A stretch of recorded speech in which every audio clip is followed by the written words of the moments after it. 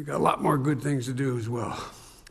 Back in July, I signed, as you all know, an executive order to promote competition and build an economy that works for everybody, not just a few.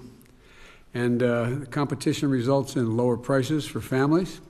Competition results in fair wages for workers. And as you all know, competition encourages companies to innovate. And but what we've seen over the last few decades is less competition and more concentration that literally holds the economy back. And in too many industries, a handful of giant companies dominate the entire market. And we see it in big ag. I need not tell the Secretary of Agriculture that. He's forgotten more about this than I know. And big tech, big pharma, the list goes on. And rather than competing for customers, they're consuming their competitors. And rather than doing what they should be doing, they're doing the opposite, having a negative impact. All told, between generating higher prices and lower wages, lack of competition costs the median American family household, according to a study done at NYU, $5,000 a year, the median income family. My executive order is changing that, as everyone at this table knows. It included 72 specific actions for federal agencies to take and help restore competition in our economy. It includes creating a competition council, and comprised of cabinet members and heads of several independent agencies to coordinate and monitor our progress all across the entire federal government. In 6 months since I issued the order, we've met every deadline that my order called for so far. And here are just 3 examples. The right to repair sounds kind of silly saying it that way, but it's what we call it, the right to repair, is literal. Too many areas, if you don't own a product, if you own a product, from a smartphone to a tractor, you don't have the freedom to choose how or where to repair that item you purchased. It's broke. Well, what do I do about it? If it's broke, you had to go to the dealer and you had to pay the dealer's cost, the dealer's price. If you tried to get it fixed, if you tried to fix it yourself, some manufacturers actually would void the warranty when they sold the product to you, or disable the features on that product they sold to you. Denying the right to repair raises prices for consumers, means independent repair shops can't compete for your business. And my executive order announced that support for the right to repair. Rather, right after I issued my order, I was pleased to see the Federal Trade Commission unanimously announced it would ramp up enforcement against illegal repair restrictions. That was allowed by major companies by voluntarily agreeing to change their restrictions on repairs. And what's happened was a lot of these companies said, you're right, we're going to voluntarily do it. You don't have to order us to do it, and voluntarily said, we'll do it. For example, Apple and Microsoft are changing their policies so folks will be able to repair their phones and laptops themselves, although I'm not sure I know how to do that. When I have any problem with my phone, I call my daughter. But it's going to make it easy for millions of Americans to repair their electronics instead of paying an arm and a leg to repair or just throwing the device out. Hearing aids. Roughly 48 million people suffer from hearing loss in America, 48 million. But to get a hearing aid, folks have to go see a specialist and then get a prescription. And then they pay thousands of dollars for a pair of hearing aids. But the big part is that's a big part of why only 1 in 5 people who could benefit from a hearing aid actually use one. And so my competition executive order changes that. In October, the Food and Drug Administration released a new proposal rule that would make it possible for hearing aids to be sold over the counter without a prescription.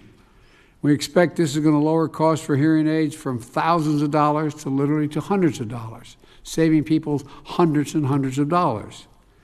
And people can pick them up at a local pharmacy, saving time and money, and helping the tens of millions of people with hearing loss who don't have hearing aids now. Third area, mergers. In too many industries, big companies can use their power to squeeze out smaller competitors, stifle new competition, raise prices, reduce the choice for customers, and exploit their workers. Well, I've said it before, capitalism without competition is not capitalism. It's exploitation. So the Department of Justice and other agencies with oversight authority have ramped up their efforts to scrutinize these mergers. It includes challenging or blocking mergers that are bad for the economy and your pocketbooks. For example, the Department of Justice just took action to block a mega merger that would have resulted in two brokerages dominating the insurance industry, which would result in customers having fewer choices, higher prices, and lower quality services. The bottom line, this isn't just about quick wins. It's about reversing decades of concentration that have hurt workers, consumers, and small businesses. It didn't happen any one time. It's been over a period of time now, a long time. This is just the beginning, though. In the coming weeks and months, Americans can expect to see more protections for farmers and ranchers, selling products like beef, pork, and poultry, more options and better prices for consumers, more clarity in the actual price you'll pay for high-speed internet services and airline tickets. We're also going to keep pushing on other priorities from my executive order, like addressing the non-compete clauses that affect 1 in 5 workers. 1 in 5 workers have to sign a non-compete clause. It stunned me, but that's how this, as Brian will tell you, this is how this came about, really, this whole competitive council. I knew all was going on, but when I realized how many people out there with no special insight to having access to patents or anything else had to sign a non-compete clause. People making hourly wages, all designed to keep prices down, keep wages down and prices up. But 1 in 5 workers had to gave them the company the power over their careers. The bottom line is our economy shouldn't be about people working for capitalism. It should be about capitalism working for people, for everyone. Now I'm going to turn this over to Brian so we can get this meeting started. But again, thank each and every one of you here on this council. I really mean it. You know, I think even when we decided to do this council, some of you all thought it was a good idea, but I'd be surprised if some of you didn't go, whoa, I didn't realize how restrictive some of this was. How restrictive some of this was. But you're going to make a difference in ordinary people's lives. Ordinary people's lives are going to make a difference. So anyway, Brian, the floor is yours.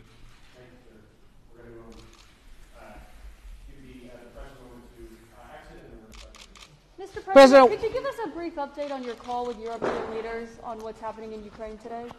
The only reason I don't like doing this is you never report on why I've called a meeting.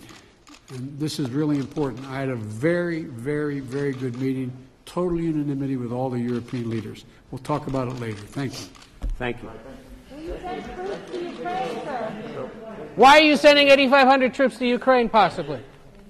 Thank you, guys. Will you take questions on inflation then? Let's move. Thank you.